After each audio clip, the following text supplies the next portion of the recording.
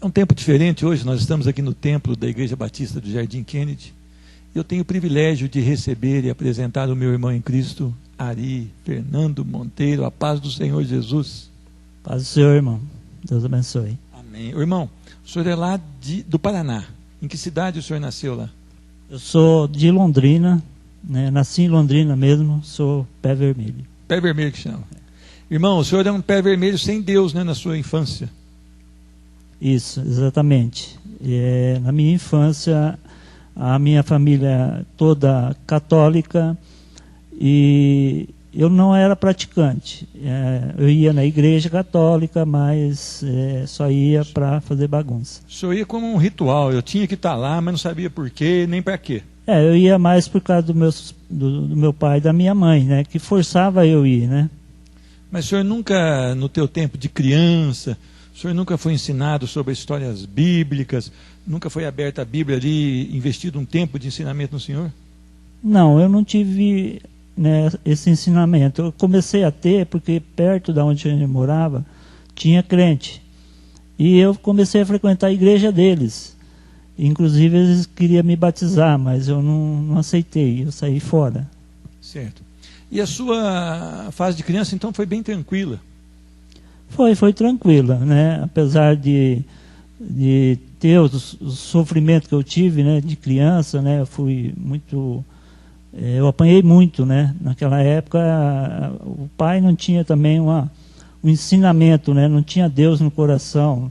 Então eu apanhei muito, né? Naquela época a gente apanhava de rabo de tatu, o que vinha, pau, o que vinha pela frente. Isso chegou a marcar o seu coração? Um tempo o senhor ficou assim com ódio? Sim, eu peguei, né, o ódio do meu pai, né, pela surra que eu levava. E isso veio me prejudicando muito, né, na minha adolescência, né? Depois também tornei adulto, também eu tinha aquela mágoa, né? Essa mágoa, ela machuca muito o coração de uma pessoa, principalmente de uma criança, né? Machuca, porque ela cria uma cicatriz, né? Agora, quando o senhor entra para a adolescência, como é que foi essa adolescência? Foi uma adolescência tranquila, respeitando valores, como é que foi? Sim, apesar de tudo, né, que meu pai me fez, mas ele deixou um legado, né? Que o que é seu, o que é dos outros, é dos outros. Então eu tive uma educação, uma base de educação muito boa, né? Quanto a isso eu não tenho que reclamar, né? Eu fui criado numa direção, né? Com valores, né? Com valores. Valores de caráter, né? De caráter. Agora eu pergunto para o senhor, nessa adolescência, algum jovem de alguma igreja evangélica chegou, fez um convite, expôs para o senhor o plano de salvação? Houve isso? Não houve, né? Porque naquele tempo o crente ele era muito reservado, né? Ele não chegava e convidava você para ir, né? Eu que ia na igreja porque esses crentes que moravam perto de casa, eles jogavam bola com a gente, né? Então eu resolvi, porque naquele tempo eles tocavam aquelas trombetas e eu gostava do equipamento que eles tocavam, então eu ia na igreja. O senhor era atraído por isso? Por isso. Agora, a juventude do Ari, como é que foi essa juventude? Minha juventude foi um pouco desgastante para mim, né? Porque eu vinha com aquela mágoa do meu pai no coração, eu não tinha amigos, eu me isolei, eu fiquei isolado, eu não saía para nada, né? Então foi uma juventude meia gastante para mim. O senhor chegou a conhecer vícios como álcool, cigarro, droga? O senhor chegou a se envolver nesse tipo de caminho? Olha, depois que eu casei, né, aí eu comecei a praticar. Eu era viciado em carteado, em baralho e bebia também. Agora, nós já pulamos para o casamento. Como é que foi esse casamento? Como é que o senhor conheceu sua esposa? Como é que foi esse momento? A minha esposa, eu conheci ela porque a mãe dela e minha mãe são muitas amigas de infância. E a minha esposa começou a trabalhar na minha casa, onde eu morava com a minha mãe, que eu era solteiro ainda, né? E ali a gente começou a paquerar, né? E trocava olhares, coisa e tal. E a gente, e dali surgiu um relacionamento. Isso. Por que se casasse? O senhor era uma pessoa muito reservada, muito trancada. Por que o senhor resolveu o casamento? Eu resolvi casar porque eu queria ter uma família. Né? O senhor sonhava em formar uma família? Sim, eu tinha esse desejo de ter uma família, de ter filhos, né? Agora, a sua esposa conhecia o Senhor Jesus? Como é que foi esse casamento? Ela já conhecia, né?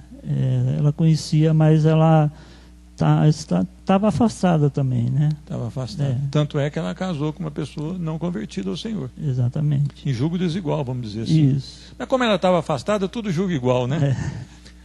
Irmão, como é que foi então esse começo de casamento? O senhor envolvido com o carteado. O carteado gera uma renda, né? Para você sustentar aquilo. Normalmente tem valores envolvidos nisso ou não? Tem valores. Mas antes de eu entrar no carteado, a minha esposa, ela começou a frequentar a igreja evangélica. Porque eu tive um problema de saúde no olho. E nem que eu vendisse minha casa, eu não pagaria a cirurgia, né? Não teria condições de pagar a cirurgia. Aí ela começou a fazer uma campanha na igreja evangélica, aí ela começou a frequentar e está até hoje. Então, pela dor, ela voltou. Isso. E ela começou a buscar, porque se o senhor dispusesse de tudo, não teria como buscar o tratamento. Exatamente. O senhor foi curado? Olha, eu fiz a cirurgia, né? A gente fez, não pagamos nada, tá? Foi uma bênção de Deus mesmo, e fui curado. Amém.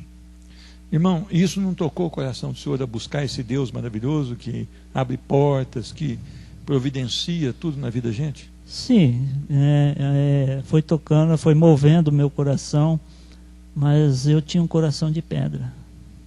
Esse coração de pedra te levou para mais distante de Deus?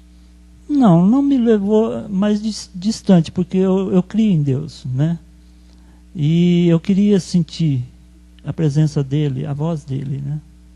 Mas o senhor ainda foi para o carteado, para o álcool? O senhor ainda... Fui, assim mesmo eu fui. Minha esposa e minha filha oraram 10 anos para mim vir para Jesus. Então quer dizer que houve ali joelhos que se dobraram em favor da tua vida? Sim, muita oração, muita vigília, né? E Deus foi fazendo a obra, né? E quando foi essa obra? O que aconteceu nessa obra? Como é que o senhor sentiu a obra do Senhor na sua vida? Então, quando eu comecei a praticar o carteado, a minha esposa falava para mim: olha, Ari, cada carta representa um demônio. E eu falava para ela: você está louca, eu não vejo nada. Mas assim mesmo, eu continuei no carteado, né?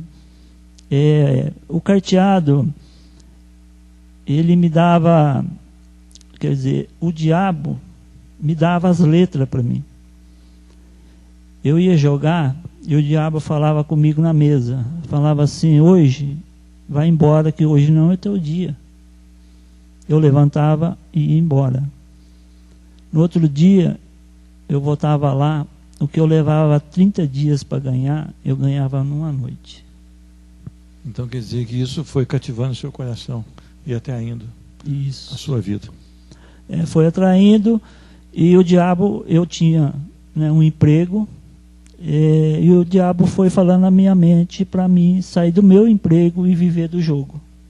E o senhor chegou a fazer isso? Não fiz, né, porque tinha pessoas orando pela minha vida, e eu queria, na realidade eu queria ouvir a voz de Deus. E o senhor ouviu a voz de Deus? Ouvi, Deus falou comigo num bar, Porque eu falava para Deus, falava, se o Senhor falar comigo, eu abandono tudo e vou segui-lo. E um dia, Deus falou comigo no bar. Eu estava sentado e Ele falou, eu já falei para você que aí não é o teu lugar. Isso foi várias vezes Ele falando isso para mim. Mas eu achava que não era comigo. Eu achava que era com o vizinho, com o outro que estava do lado. E um dia Deus falou bruscamente para mim.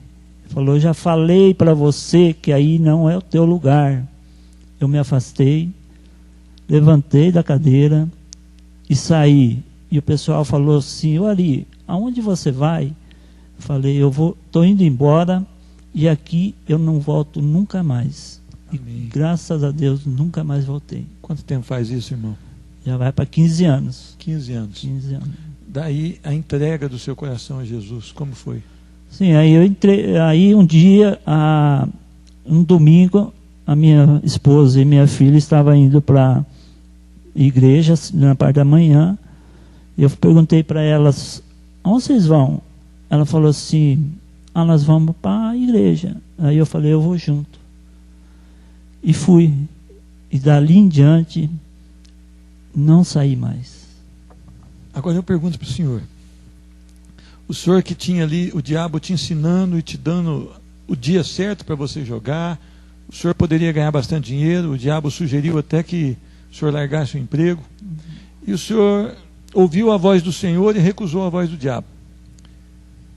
O que as pessoas que ainda estão envolvidas num jogo, num vício, de acordo com aquilo que o senhor passou, qual o conselho que o senhor dá para essas pessoas?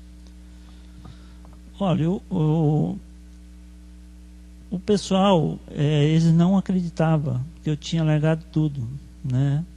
Falavam, não acredito, Ari, que você abandonou tudo, abandonou o vício, abandonou a bebida. E eu falei, olha, eu abandonei e dei, né, algumas orientações a eles. Falei, gente, vocês têm que buscar Deus. Deus é maravilhoso com a gente. Deus, Ele tem o melhor para nós. Ele não quer ver a gente envolvido em bebida, em jogo. E o diabo, ele quer destruir família. E família é o dom maior de Deus. E fui falando de Deus para eles, né? Mas, na realidade, são poucos que querem ouvir, né, a palavra de Deus, né? Agora, irmão, vale a pena servir esse Deus, renunciar a tudo que a carne pede, para louvá-lo, para bendizê-lo. Vale a pena? Vale a pena, pastor, porque, olha, eu me arrependo de não ter vindo antes, porque esse Deus é tremendo. Esse Deus, Ele nos dá coisas que nós nem imaginamos, coisas que você fala, isso não tem, aos olhos humanos não tem condições, mas Deus faz. Hoje o senhor tem um culto dentro da sua casa, uma vez por semana? Temos, toda sexta-feira a gente tem um culto em casa, já vai indo para 12 anos. Londrina, né? É, Londrina, Paraná, já está com 12 anos. Quer dizer que o senhor fechou as suas portas para o jogo e abriu as suas portas para Jesus e para que as pessoas chegassem até a sua casa para receber da palavra de Deus. Sim, exatamente, pastor. Eu me entreguei de corpo e alma para Jesus. Então, estamos aqui para servir a Ele. Amém. Eu queria falar para você que está assistindo o programa Restaurando Vidas, que você pense um pouco nas decisões que você tem tomado. Talvez você não consiga sair de um jogo, de uma bebida. Talvez no fundo você sabe que a bebida não é a bênção de Deus sobre a sua vida, mas você está preso a ela. Talvez uma outra droga, talvez uma fofoca, uma mentira, um roubo, um adultério, uma pornografia, pedofilia, homossexualismo. Se você buscar o Senhor de todo o seu coração, se você pedir que o Senhor envie o seu Espírito Santo para te revelar quem é Jesus Cristo, você vai deixar de ser um crente, muitas vezes um crente apagado, e você vai se tornar um cristão, um imitador de Cristo. E Jesus não estaria nesses lugares que nós citamos e nem nessa condição que nós citamos aqui. Então, eu convido você, busque na palavra de Deus. A palavra de Deus, ela liberta para que você seja realmente livre. Não estou falando de um pastor, de um líder espiritual, de uma denominação, eu estou falando da palavra de Deus. Talvez você tenha uma Bíblia aí na sua casa. Abra essa Bíblia. Talvez você diz, mas eu não entendo nada. Peça a Deus, Senhor, eu quero entender. Me revela a tua palavra. Que aquele homem diz que se a tua palavra entrar no meu coração, eu serei livre. E você será livre. No nome de Jesus Cristo. Muito obrigado, irmão Ari, que Deus te abençoe. Ótimo retorno para Londrina. Amém. A pastora Lia, sua esposa, né? O senhor está sempre Isso. acompanhando nos eventos. Que Deus abençoe você, a sua geração. No nome de Jesus. Amém. Eu agradeço a oportunidade. Em nome de Jesus. Amém. Amém. Eu volto já já. Deu certo?